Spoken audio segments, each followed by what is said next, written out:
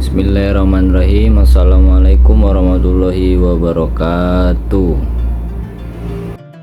Pada kesempatan kali ini kami dari kelompok 1 yang beranggotakan saya sendiri, yaitu Sairul Ahmad Brian Evander, terus itu saudari Anna Muallima, dan saudari Aprisa Dwi Pangestu, dan saudari Erna Afreza, dan saudara Fahmi Alamsyah, dan saudari Hanifah Risna Putri, dan saudari Nabila Dias Aditama, dan saudari Nainun Khoironi, dan saudari Sarmini Miati, dan terakhir yaitu Tarisa Dwi Putri.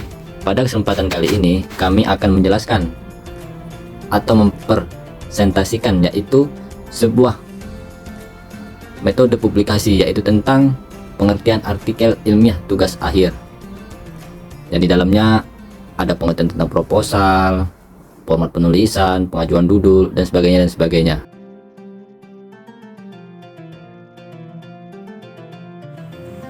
Yang pertama yaitu latar belakang. Tugas akhir sebagai salah satu mata kuliah wajib lulus bagi mahasiswa UIN Raden Intan Lampung. Penulisan tugas akhir yang berkedudukan sebagai pengganti skripsi yaitu berupa artikel ilmiah. Tugas akhir yang disusun mahasiswa dalam bentuk artikel ilmiah terdiri dari hasil penelitian, pengembangan, kajian ilmiah sebagai salah satu persyaratan penyelesaian studi yang disusun secara mandiri di bawah bimbingan dosen pembimbing. Dalam Peraturan Menteri Pendidikan Kebudayaan Riset dan Teknologi Republik Indonesia Nomor 53 Tahun 2023 tentang penjaminan mutu pendidikan tinggi, maka diperlukan panduan penyusunan supaya berjalan dengan efektif dan menghasilkan karya ilmiah yang berkualitas. Selanjutnya yaitu tujuan. Ada beberapa tujuan penulisan artikel ilmiah, yaitu yang pertama, memberikan panduan umum dan rambu-rambu kepada mahasiswa dalam menyusun tugas akhir. Yang kedua, menyamakan persepsi antara mahasiswa dan dosen dalam menulis artikel ilmiah pengganti skripsi tugas akhir dari aspek karakteristik dan sistematika penulisan. Yang ketiga, memberikan petunjuk kepada program studi dan dosen dalam melakukan pembimbingan penulisan artikel ilmiah.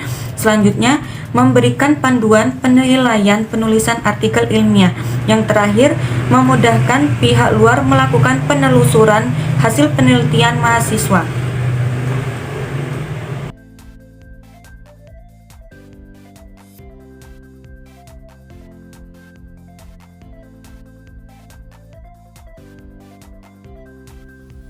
Materi selanjutnya ada pengertian artikel ilmiah tugas akhir.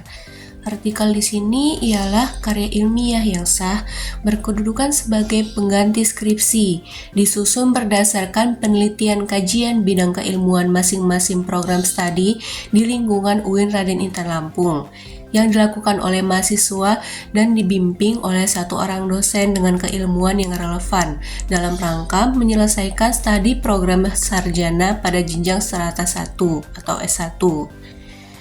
Kaidah yang digunakan dalam artikel ilmiah adalah kaidah yang telah disepakati, sehingga isinya dapat dipertanggungjawabkan secara ilmiah dan dapat diuji kebenarannya.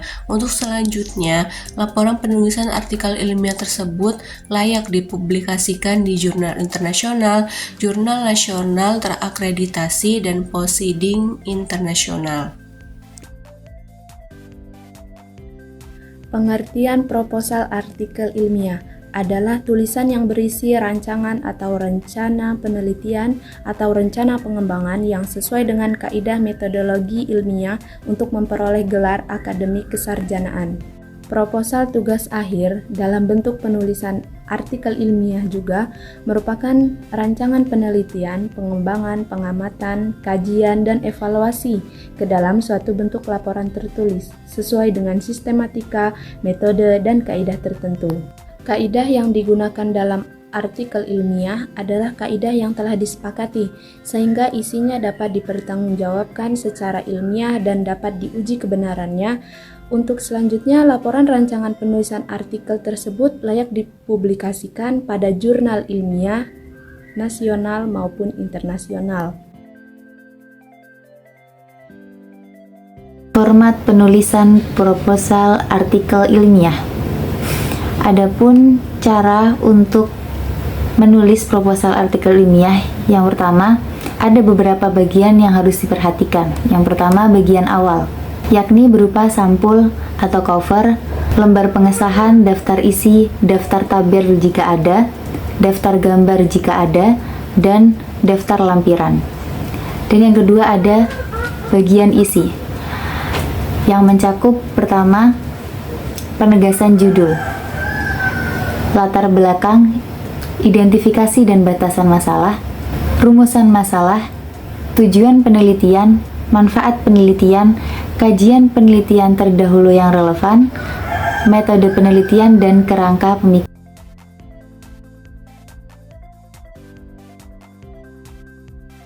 Penegasan judul. Penegasan judul berisi tentang penjelasan kata kunci yang terkait terminologi yang terdapat dalam judul artikel serta penjelasan apa maksud dari judul artikel.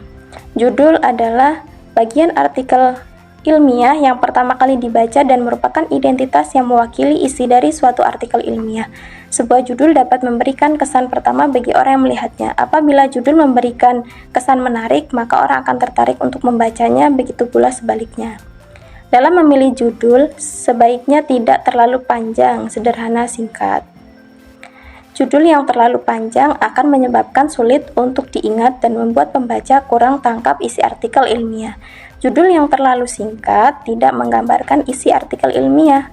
Buatlah judul yang sesuai dengan isi, maksud tujuan, dan ruang lingkup artikel ilmiah. Pilihlah kata-kata yang tepat, tidak bermakna ganda atau ambigu. Baik, di sini saya akan menjelaskan tentang pengertian dari latar belakang masalah. Apa sih yang dimaksud dengan latar belakang masalah itu? Jadi, yang dimaksud dengan latar belakang masalah adalah uraian tentang masalah yang melatar belakangi terjadinya penelitian tersebut.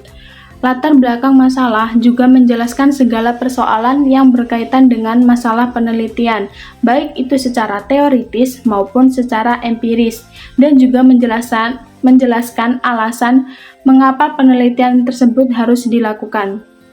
Selain itu, latar belakang masalah juga menjelaskan alasan rasional bahwa penelitian yang sedang kita kaji itu harus diteliti dan harus kita cari jawabannya. Pada bagian ini, kita harus bisa menjelaskan konteks apa hubungan dari masalah yang kita kaji ini dengan ilmu pengetahuan dan juga pada kehidupan. Yang dapat muncul dalam penelitian dan melakukan identifikasi dan inventarisasi. Oke. Adapun pembatasan masalah adalah upaya menetapkan batas-batas masalah penelitian supaya lebih jelas. Oke, lanjut. Fokus dan subfokus penelitian. Penelitian kualitatif. Ada yang tahu penelitian kualitatif? Ada. Penelitian menetap fokus penelitian, yaitu area peneliti menetapkan fokus penelitian, yaitu area spesifik yang akan diteliti. Setelah fokus ditentukan, selanjutnya ditetapkan sudut tujuan dari fokus tersebut sebagai subfokus.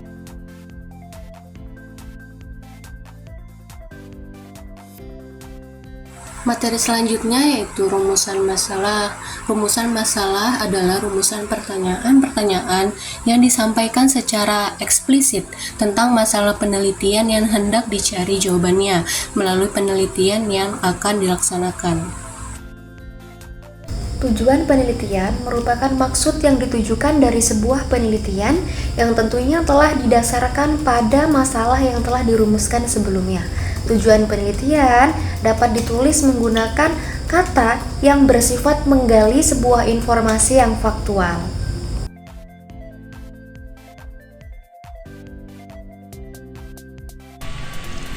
Baiklah, di sini saya akan menjelaskan tentang manfaat penelitian. Jadi, manfaat penelitian ini merupakan manfaat penelitian membicarakan tentang kegunaan ataupun kontribusi yang dapat diperoleh dari penelitian yang akan dilakukan. Jadi kurang lebihnya adalah sebuah uraian yang ditulis dari seorang peneliti, bagaimana caranya dari hasil penelitian tersebut dapat bermanfaat bagi orang yang membaca. Jadi ada dampak positif bagi orang-orang yang membaca, ataupun dapat menyebutkan unsur-unsur dari penelitian tersebut seperti siswa, guru, sekolah, ataupun masyarakat dan lain sebagainya. Jadi manfaat penelitian ini ada dua macam juga. Yang pertama adalah manfaat teoritis. Jadi manfaat teoritis ini adalah manfaat ataupun kegunaan yang akan berguna untuk pengembangan ilmu pengetahuan.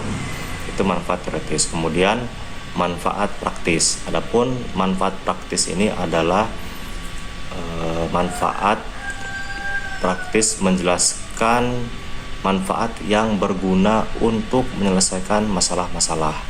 Contohnya seperti kemudian kajian penelitian terdahulu yang relevan. Kajian penelitian terdahulu yang relevan ini merupakan ulasan peneliti terhadap bahan pustaka dan hasil-hasil penelitian yang sudah dilakukan orang lain dan relevan dengan tema dan topik penelitian yang diangkat. Jadi kajian penelitian terdahulu ini adalah merupakan ulasan dari seorang peneliti terhadap bahan pustaka ataupun bahasan-bahasan penelitian-penelitian yang sebelumnya sudah dilakukan oleh orang lain sebelumnya. Di sini saya akan menjelaskan tentang metode penelitian dan perangkat teoretik. Metode penelitian adalah tata cara peneliti untuk mengumpulkan informasi data yang telah didapatkan. Adapun macam-macam metode penelitian, yaitu metode penelitian kuantitatif dan kualitatif. Kemudian adapun kerangka teori. Kerangka teori adalah rujukan teori yang relevan yang digunakan untuk menjelaskan tentang variabel yang akan diteliti sebagai dasar untuk memberi sementara terhadap urusan masalah ataupun hipotesis dan penyusunan instrumen penelitian.